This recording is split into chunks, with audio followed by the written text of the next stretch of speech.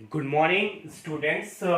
First of all, welcome to the CRV Naman and accountancy classes for our 17th April 2020.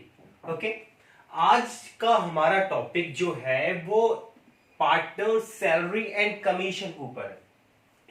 Actually आपको याद होगा मैंने topic wise बहुत सी चीजें आपको पढ़ा रखी हैं।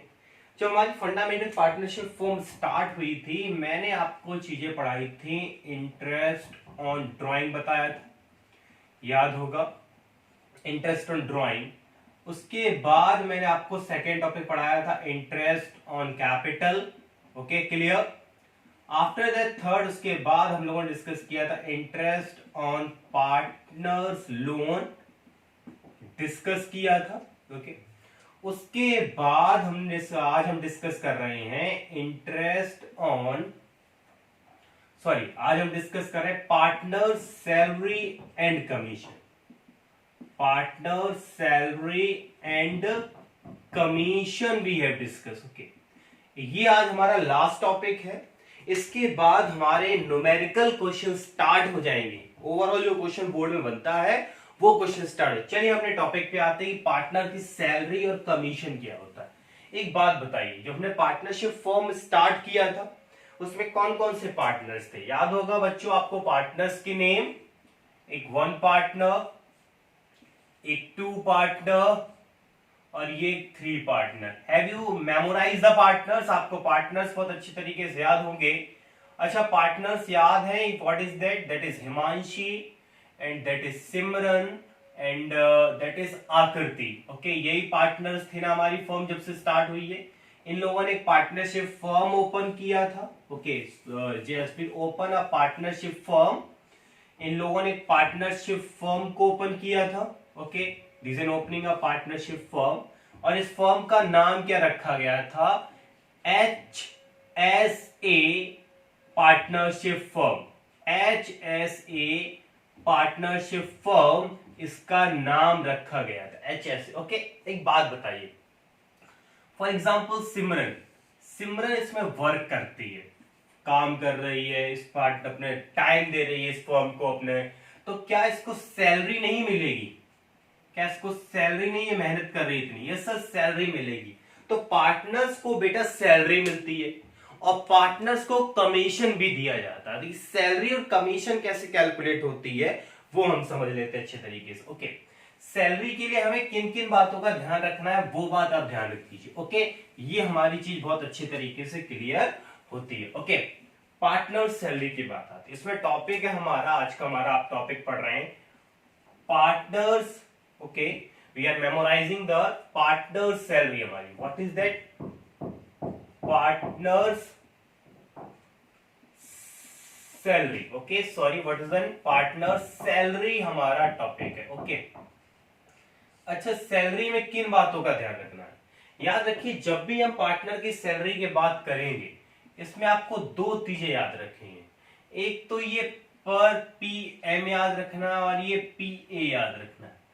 पर पीएम का मतलब होता है यहां पर मंथ। ओके, याद रखना क्या मतलब होता है पर मंथ, और यहां पर मतलब होता है पीए का मतलब होता है per annum. Per annum, ANNUAM, per annum होता है। ओके, तो यहां पर हमको जो सैलरी चाहिए होती है अकाउंट्स में, अकाउंट्स जो हम करते हैं उसमें हमें जो अकाउंट्स हम मेंटेन करते हैं, in accounts in preparing accounts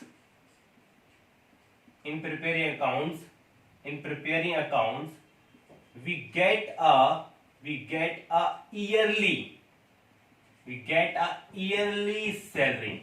हमें पूरी साल की सैलरी से मतलब है, हमें पूरी साल की सैलरी से मतलब है कि पूरी साल की सैलरी क्या है। ओके, देखिए मैं एग्जांपल लेता हूं। यहां पर एक बात बताइए, यहां पर मैंने लिखा कि सिमरन को 10,000 रुपीज पर मंथ मिलते।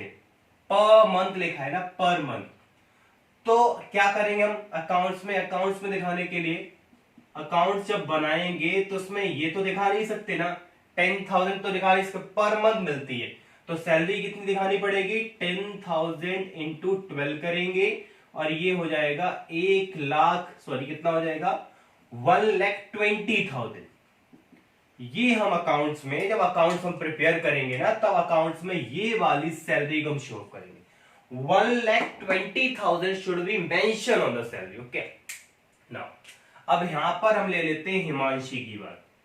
हिमांशी, ओके, हिमांशी में लिखा है कि इसको सैलरी मिलती है 10,000 rupees per annum.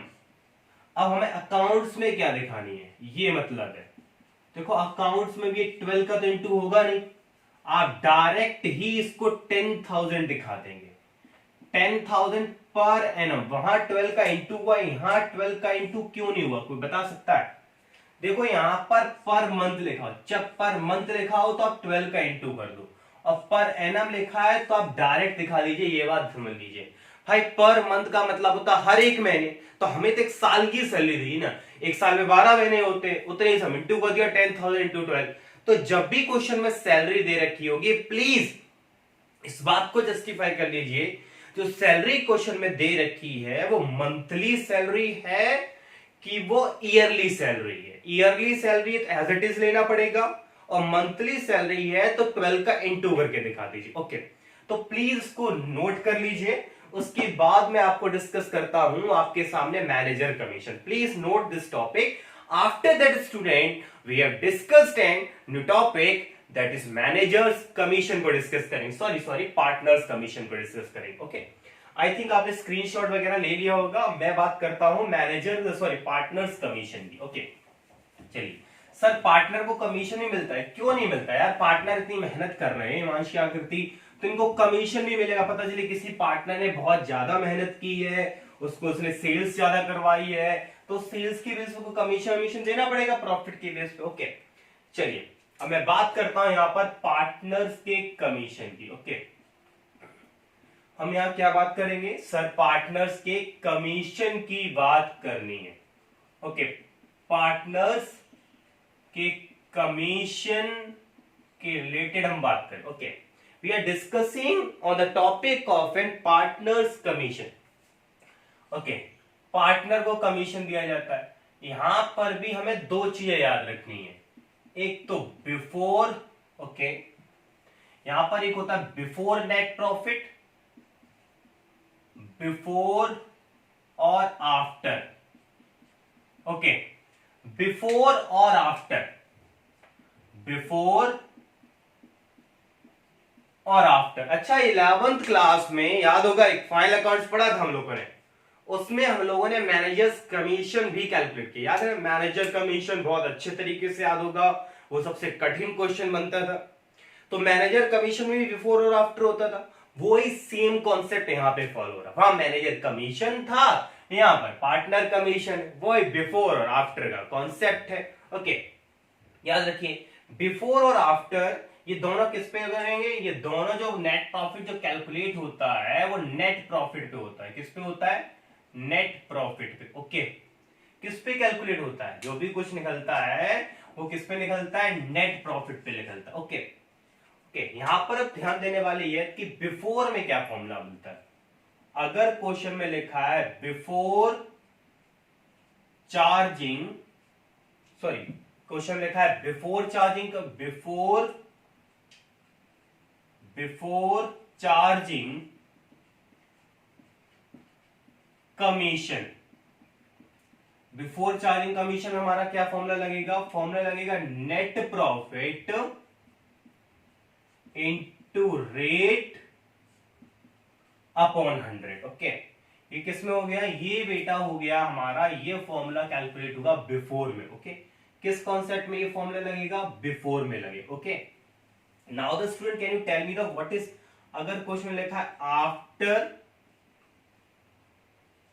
Charging commission, अगर क्वेश्चन आफ्टर चार्जिंग कमीशन लिखा है तो फॉर्मूला तो वही रहेगा यार, net profit into rate upon 100 plus rate.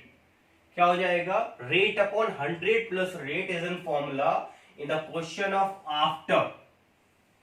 इधर क्वेश्चन ऑन आफ्टर, बिफोर और आफ्टर आपको जज करना है। बिफोर लिखा है तो आप डायरेक्ट रेट अपॉन 100 करेंगे, और आफ्टर लिखा है तो 100 प्लस रेट आपको करना पड़ेगा। ये बात आप अच्छे तरीके से समझ लीजिए my dear student, okay.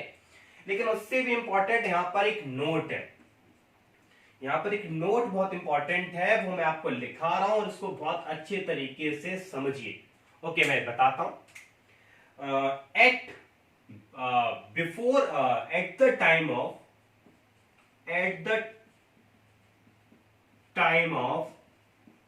calculating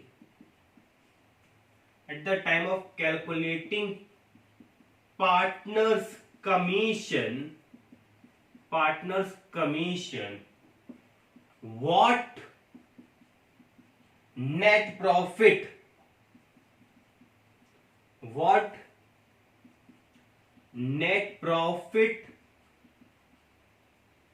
is to be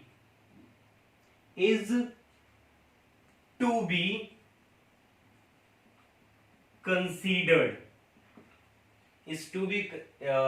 before partners commission, what net profit is to be considered, that is what things are minus and added in net profit. Actually इस बात का ध्यान रखना पड़ता है कि जब हम कमीशन कैलकुलेट करते हैं तो नेट प्रॉफिट से क्या क्या चीजें माइनस होनी चाहिए, क्या क्या चीज प्लस होनी चाहिए, इस बात को ध्यान रखिए। देखो क्वेश्चन बोला गया, सपोज करिए फर्म की प्रॉफिट नेट प्रॉफिट है, उसने बोला कि पार्टनर को जो इंटरेस्ट इन कैपिटल होता है उसको हटाने के बाद जो प्रॉफिट मिलती है, suppose for interest in capital 2000 हुआ, इंटरेस्ट इन कैपिटल 2000, उसको हटाने के बाद 8000 रुपए जो प्रॉफिट बच गए इस पे कमीशन दे दो। तो क्वेश्चन में देखना पड़ेगा कि किस नेट प्रॉफिट पे पार्टनर को कमीशन मिल रहा, उसमें से क्या क्या चीजें माइनस होनी है, उस बात को आपको ध्यान रखना है। वो क्वेश्चन करते समय हमको समझ में आएगी। अभी तो हाल फिलहाल हमारा मतलब यही है कि बिफोर और आफ्टर में क्या फॉर्मूला लगता है, उस बात को आपको ध्यान में रखिए। बिफोर में आपको पता है मैनेजर कमीशन बिफोर होता था, आप डायरेक्ट में रेट अपॉन 100 कर देते, और आफ्टर में अलग तरीके से, आफ्टर में 100 प्लस रेट होता है। स्टूडेंट प्लीज इसको नोट करिए। इसको नोट करने के बाद ही हम आगे के दो इसी टॉपिक पे रिलेटेड हम क्वेश्चन सीखेंगे, जिससे हमारी इससे रिलेटेड प्रॉब्लम्स पूरी अच्छे तरीके से justify. Please student note this topic, it is very useful for the topic, please note down. इसको नोट करिए, ये वेरी इंपॉर्टेंट हमारे लिए है।